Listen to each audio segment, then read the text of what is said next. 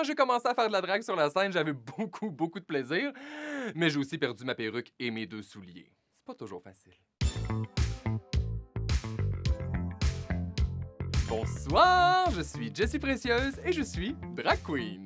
Moi, c'est Hervé Metal et je suis un drag king. C'est quoi l'art de la drague? C'est être en personnage, explorer le genre, puis faire des numéros éclatés.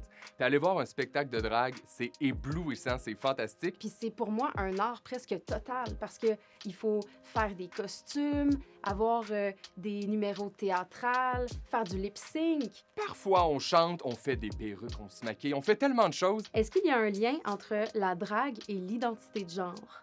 Il y a des gens pour qui la drague, c'est une façon d'explorer son identité de genre, et pour d'autres personnes, la drague, c'est tout simplement un art de performance, et c'est mon cas. Le drag king me permet de prendre l'image et l'identité d'un homme dans la société, ce que normalement, j'aurais pas le droit de faire. Ça me permet d'aller incarner des personnages que, comme comédienne dans la vie, je me serais jamais fait attribuer. Quelle est la différence entre une drag queen et un drag king? C'est que la drag queen va aller explorer le genre féminin et le drag king va explorer le genre masculin. Mais là, qui se trouve en dessous de la perruque et des vêtements flamboyants? Ça dépend. Tout le monde peut être en dessous. Une personne qui s'identifie femme peut faire du drag king, une personne qui s'identifie femme peut aussi faire du drag queen. Tout est possible dans le milieu de la drague et tout le monde peut en faire. Pourquoi est-ce que les gens veulent bannir les shows de drague aux États-Unis? C'est une bonne question. Je crois qu'ils veulent bannir les shows de drague parce qu'ils sont intolérants face aux communautés LGBTQ+. C'est pas tout le monde qui a la chance non plus de s'informer puis de prendre le temps de s'éduquer sur la question. Je pense que si les gens aux États-Unis iraient voir des shows de drague, ils découvriraient des personnages qui sont souvent dans la comédie et qui démystifient des choses extraordinaires sur la société. Qui changerait d'idée et reviendrait chaque semaine. Est-ce que les numéros de drague parlent toujours de sexe? La réponse est non. Pas du tout. Comme tous les genres d'art, la drague... Voyons, ça s'adapte. La drague, c'est comme toute autre forme d'art, ça s'adapte. Si je dois aller lire un conte à des jeunes, je vais lire un conte pour les jeunes, habillé pour les jeunes. Si je performe dans un bar à 23 heures, ça se peut qu'il y ait un petit peu moins de vêtements. Mais est-ce qu'on parle toujours de sexe? Non. Je vous dirais même très rarement. Les numéros de drague peuvent parler de plein de sujets, d'actualité, politique, philosophique.